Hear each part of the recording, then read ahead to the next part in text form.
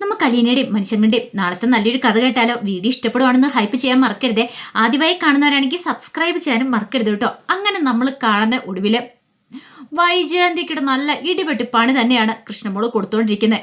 വൈജയന്തിയുടെ നാക്കിന്റെ നീളം എന്ന് പറഞ്ഞിട്ടുണ്ടെങ്കിൽ ഒരു മുഴമാണ്. അതിനേക്കാളും വലിയ നാക്കിന്റെ നീളമായിട്ടാണ് കൃഷ്ണമോള് പിടിച്ചിരിക്കുന്നത്. കൃഷ്ണമോൾക്കറിയാം അമ്മയുടെ അടുത്ത് പതുങ്ങി കൂടി നിന്നിട്ട് കാര്യമില്ല, ഉരുളയ്ക്ക് ഉപ്പേരി പോലെ മറുപടി കൊടുത്തിട്ടാ കാര്യമുള്ളെന്ന്.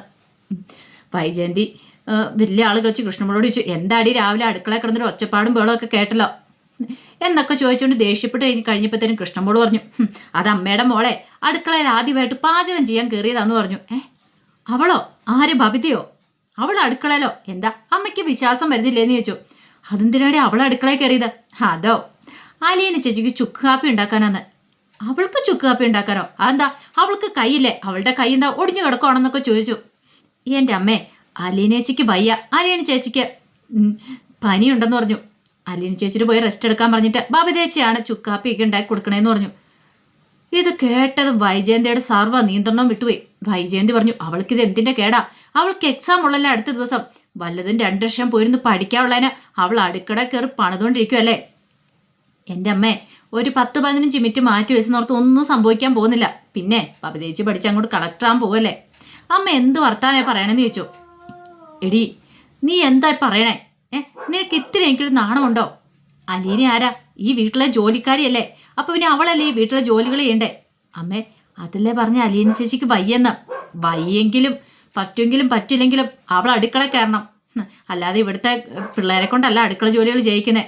അവൾക്ക് ചുക്ക് കാപ്പി ഇട്ട് കൊടുക്കുന്ന പോലും നാണമില്ലാത്തവള്. അവളിങ്ങോട്ട് വരട്ടെ, അവളോട് ഞാൻ ചോദിച്ചിട്ടൊക്കെ ഉള്ളൂ.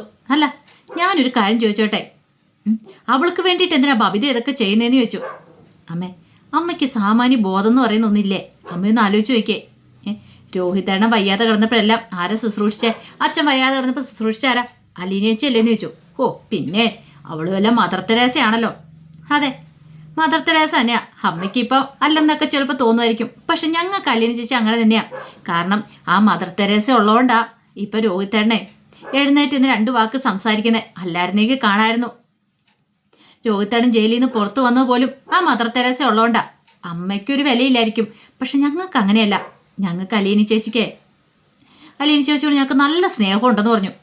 അതേടി, നിന്നെയൊന്നും പറഞ്ഞിട്ട് കാര്യമില്ല. ഏത് സമയത്താണോ എന്തോ അവളെ ഇങ്ങോട്ട് കെട്ടിയെടുത്തത്. ഓ, നശിച്ചവൾ എത്രയും പെട്ടെന്ന് ചത്തുപോയാൽ മതിയായിരുന്നു. അങ്ങനെയാണ് സമാധാനം കിട്ടിയാണെന്ന് പറഞ്ഞു. അമ്മ പിരാഗിയിട്ടുണ്ടായിരുന്നു. അലീനച്ചിക്ക് ഒന്നും ഏക്കാൻ പോകുന്നില്ല. അമ്മയ്ക്ക് തന്നെ കൊള്ളുള്ളൂ. അലീന ചേച്ചിക്ക് എന്തെങ്കിലും സംഭവിക്കുന്നുണ്ടോ? ഇപ്പം അലീന ചേച്ചിക്ക് പനി പിടിച്ചത് പോലും രോഹിത്തേണ്ട പനി പിടിച്ച രോഹിത്തേണ്ണെ ശുശ്രൂഷിക്കാൻ പോയതുകൊണ്ടാ. അമ്മയെപ്പോലെ ഏതെങ്കിലും മുറിക്കകത്ത് കയറി അടയിരിക്കുമായിരുന്നെങ്കിൽ ഇങ്ങനെ ഒന്നും സംഭവിക്കില്ലായിരുന്നു പറഞ്ഞു. എന്താടി നീ പറഞ്ഞെന്ന് ചോദിച്ചു. ഒന്നുമില്ലേ, ഞാൻ അങ്ങോട്ട് പോയേക്കുവാന്ന് പറഞ്ഞു. അതും പറഞ്ഞിട്ട് കൃഷ്ണമോൾ അങ്ങോട്ട് പോയി. വൈജയ്ക്ക് ഒട്ടും സഹിക്കാൻ പറ്റുന്നുണ്ടായിരുന്നില്ല. വല്ലാത്ത ദേഷ്യവും കാര്യങ്ങളൊക്കെ ആയിരുന്നു വൈജയ്ക്ക്. ഈ സമയത്ത് ബബിത എന്ത് ചെയ്തു? വേറെ കാപ്പിയൊക്കെ എടുത്തുകൊണ്ട് വന്നു. വീണ്ടും പോയി ചായയൊക്കെ വെച്ചുകൊണ്ട് വരുവാണ്. ചായയൊക്കെ എടുത്തുകൊണ്ട് വന്ന് റസ്ക്കൊക്കെ എടുത്ത് നേരെ മുറിയിലേക്ക് ചെന്നു. എന്നിട്ട് അലീനോട് പറഞ്ഞു, ഇത് കുടിക്കാൻ പറഞ്ഞു. എനിക്ക് വിശക്കുന്നില്ല. അതെ, വിശക്കുന്നില്ലെന്ന് പറഞ്ഞിട്ട് കാര്യമില്ല, ഇത് കഴിക്കണം എന്ന് പറഞ്ഞു. അങ്ങനെ നിർബന്ധിച്ച് കഴിപ്പിക്കാൻ ഒരുങ്ങുവാണ്. അപ്പോഴേക്കും അലീന പറഞ്ഞു, വേണ്ട, എനിക്കെന്തോ കഴിക്കാൻ തോന്നില്ല. അപ്പം അവരെ ഒട്ടും പഠിച്ചില്ല. ആ ചായക്കകത്തേക്ക് ആ റസ്ക് മുക്കി. എന്നിട്ട് പറഞ്ഞു, വാ തുറക്കാൻ പറഞ്ഞു അലീനയോട്.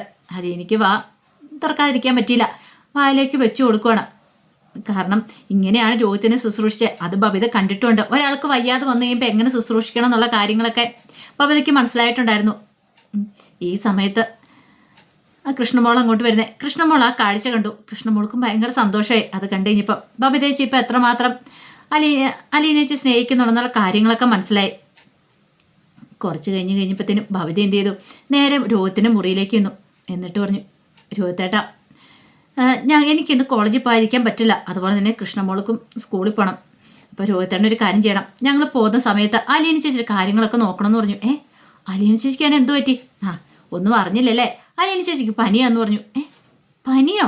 അതെ, പനിയാന്ന് പറഞ്ഞു. അയ്യോ, ഞാൻ അറിഞ്ഞില്ലോ എന്ന് പറഞ്ഞു.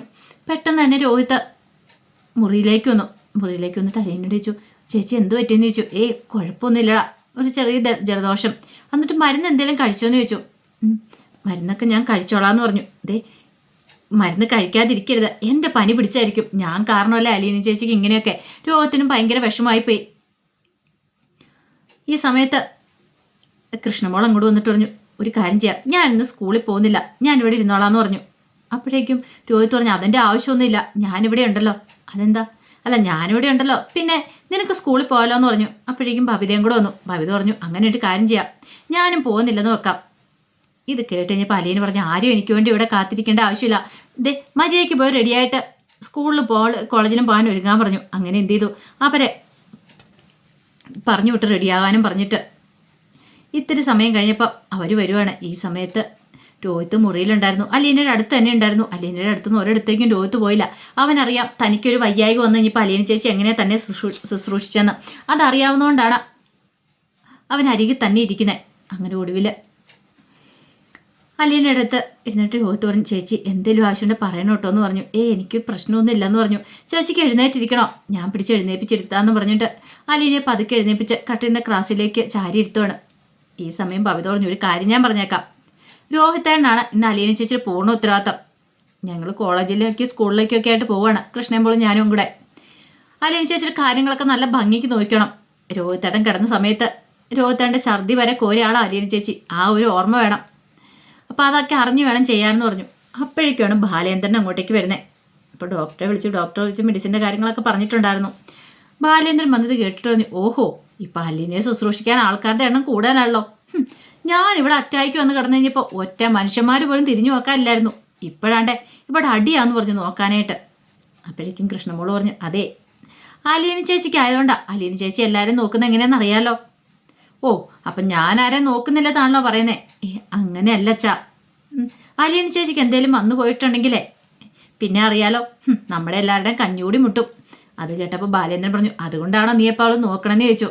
സ്നേഹം കൊണ്ടല്ലേന്ന് ചോദിച്ചു. പിന്നെ സ്നേഹം കൊണ്ടാ, എനിക്ക് സ്നേഹം ഉണ്ടെന്ന് പറഞ്ഞു എൻ്റെ അലീന ചേച്ചിയോട്.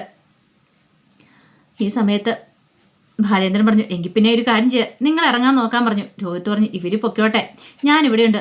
ബാലേന്ദ്രൻ പറഞ്ഞു, അല്ല വേണേ ഞാനിന്ന് ഓഫീസിൽ പോകുന്നില്ലെന്ന് വെക്കാം, കാരണം വീട്ടിൽ ആരെങ്കിലും വേണ്ടേ. അപ്പോഴേക്കും രോഹിത്ത് പറഞ്ഞു, ഞാനുണ്ടല്ലോ, ഞാൻ നോക്കിക്കോളാം അച്ഛാ, അലീന ചേച്ചിയുടെ കാര്യങ്ങളൊക്കെ നോക്കിക്കോളാന്ന് പറഞ്ഞു. ബാലേന്ദ്രൻ പറഞ്ഞു, എങ്കിൽ ഞാനൊരു കാര്യം ചെയ്യാം, ഈ മെഡിസിൻ പോയി വാങ്ങിച്ചുകൊണ്ട് വരാമെന്ന് പറഞ്ഞു. അങ്ങനെ ബാലേന്ദ്രൻ മെഡിസിൻ വാങ്ങിക്കാനായിട്ട് പോയി. കുറച്ച് കഴിഞ്ഞപ്പോൾ ബബിതയും കൃഷ്ണമോളും സ്കൂളിലേക്കും കോളേജിലായിട്ട് പോവുകയും ചെയ്തു. ആ സമയത്തൊക്കെ രോഹിത്താണ് വന്നിരുന്ന കാര്യങ്ങളൊക്കെ നോക്കിയത്. പിന്നീട് ബാലേന്ദ്രൻ മെഡിസിനൊക്കെ വാങ്ങിച്ചിട്ട് കൊടുക്കുന്നുണ്ട്. അപ്പോൾ ഇടയ്ക്ക് അല്ലെനിക്ക് കഞ്ഞിയും കാര്യങ്ങളൊക്കെ കൊടുക്കണമല്ലോ. രോഹിത്ത് അടുക്കളയിലേക്ക് കയറിയിട്ട് രോഹിത്താണ് കഞ്ഞിയൊക്കെ കൊടുന്ന് അലീനയെ കുടിപ്പിക്കുന്നതൊക്കെ. ഇത് വൈജയന്തി കണ്ടു. വൈജയ്ക്ക് സഹിക്കാൻ പറ്റുന്നൊരപ്പുറമായിരുന്നു. ഇത്തിരി കഴിഞ്ഞപ്പോഴത്തേനും രോഹിത്ത് മുറിയിൽ നിന്ന് പുറത്തേക്ക് ഇറങ്ങി വന്നപ്പോഴത്തേനും വൈജയന്തി അങ്ങോട്ട് ചെന്നു. എന്നിട്ട് നിനക്ക് നാണം ഉണ്ടാടാന്ന് ചോദിച്ചു. എന്താമ്മേ, നീ എന്താടാ? അവളുടെ ജോലിക്കാരിയാണെന്ന് ചോദിച്ചു. ആരുടെ? ആ അലീന എന്ന് പറയുന്ന പിശാശിൻ്റെ. എടാ, ഇത്രയെങ്കിലും ഉളുപ്പുണ്ടായിരുന്നു, നീ അവളുടെ അടുത്തേക്ക് എല്ലുവോ? അവൾക്ക് കഞ്ഞി കോരി കൊടുക്കാൻ നിൽക്കുന്നു പോലും, നാണമില്ലാത്തവന്. നിന്നെ ഞാനൊന്നും പറയണില്ല എന്നൊക്കെ പറഞ്ഞുകൊണ്ട് ദേഷ്യപ്പെടുവാണ്. എൻ്റെ അമ്മ എന്തറിഞ്ഞിട്ടേ പറയണേ? ഞാനിപ്പോൾ ഇങ്ങനെ ജീവനോടെ ഇരിക്കുന്നുണ്ടെങ്കിൽ അത് അലീന ചേച്ചി കാരണമാണ്. അലീന ചേച്ചിക്ക് ഒരു ആപത്ത് വന്നിട്ടുണ്ടെങ്കിൽ സഹായിക്കേണ്ട ആള് ഞാനും കൃഷ്ണമോളും ബബിതയ്ക്കല്ലേ. ഒന്നുമല്ലേലും ഞങ്ങൾക്ക് 4 നേരം വെച്ച് വിളമ്പി തരുന്നില്ലേന്ന് ചോദിച്ചു. അവൻ്റെ വെച്ച് വിളമ്പി തരുന്നേ. എടാ, ആണുങ്ങളുടെ വില കളയാൻ നിൽക്കരുത്. നിന്നെയൊക്കെ അവൾ എന്തൊക്കെയോ കാണിച്ച് മയക്കെടുത്തിരിക്കുവോ. അതാ ഇങ്ങനെ. നിന്നെ മാത്രമല്ല, നിൻ്റെ അച്ഛനെയും അനുജത്തിമാരെ എല്ലാം അങ്ങനെയാന്ന് പറഞ്ഞു. രോഹിത്ത് പറഞ്ഞു, ഇനിയിപ്പോൾ അമ്മ എന്തൊക്കെ പറഞ്ഞാലും ശരി, ഇതിനൊരു മാറ്റം ഉണ്ടാകത്തില്ല. അലീന ചേച്ചിയെ ഞങ്ങൾ ശുശ്രൂഷിക്കുക തന്നെ ചെയ്യും. പിന്നെ അമ്മയ്ക്ക് ചെയ്യാൻ പറ്റാത്ത കാര്യം മറ്റുള്ളവർ ചെയ്യുമ്പോൾ അസൂയപ്പെട്ടിരുന്ന ഒരു കാര്യമില്ലെന്ന് പറഞ്ഞു. അല്ല, അമ്മ നല്ലതായിരുന്നെങ്കിൽ ഞങ്ങളിപ്പോൾ ഇങ്ങനെ കിടന്ന് കഷ്ടപ്പെടേണ്ട വരത്തില്ലായിരുന്നുള്ളൂ എന്ന് പറഞ്ഞു. ഇത് കേട്ട് കഴിഞ്ഞപ്പോൾ വൈജയന്തിക്ക് എന്ത് ചെയ്യണമെന്ന് അറിയില്ല. വൈജയന്തി പറഞ്ഞു, പിന്നെ കണ്ട ജോലിക്കാരിയൊക്കെ നോക്കാനല്ലേ ഞാനിവിടെ നിൽക്കുന്നത്, എന്നോട് അതിന് കിട്ടത്തില്ലടാ, നിന്നെ കൊണ്ടൊക്കെ അത് പറ്റുള്ളൂ എന്ന് പറഞ്ഞു. രോഹിത്ത് പറഞ്ഞു, എന്തൊക്കെ പിന്നെ മിണ്ടാതിരിക്കുന്ന നല്ലത്, പറഞ്ഞ കേട്ടല്ലോ എന്നും പറഞ്ഞു രോഹിത്ത് അങ്ങോട്ട് പോയി. വൈജയന്തിക്ക് ദേഷ്യമായി. വൈജയന്തി നേരെ അലീനയുടെ മുറിയിലേക്ക് വരുവാണ്. വെല്ലുവിളിക്കാനായിട്ട് വന്നാണ്. അലീനയെ വെല്ലുവിളിക്കുന്ന സമയത്ത് അലീന മൈൻഡ് ചെയ്യാൻ പോയില്ല. അലീനയ്ക്കറിയാം പറഞ്ഞിട്ടും കാര്യമൊന്നുമില്ല, എത്രയാന്ന് പറഞ്ഞാലും തലയിലേക്ക് കയറത്തില്ല എന്നുള്ള കാര്യം. അലീന മൈൻഡ് ചെയ്യാതിരുന്ന് കഴിഞ്ഞപ്പോഴത്തേനും വൈജയന്തിക്ക് ഒന്നുകൂടെ ദേഷ്യം കയറി. വൈജയന്തി വായി വന്നെല്ലാം വിളിച്ചു പറഞ്ഞു. ഒടുവിൽ അലീന പറഞ്ഞു, മാഡം എന്നോട് ഇവിടെ വന്ന് വെല്ലുവിളി നടത്തിയിട്ടോ ഒന്നും ഒരു കാര്യമില്ല. മാഡത്തിന് മക്കളോട് പറഞ്ഞു നോക്ക്.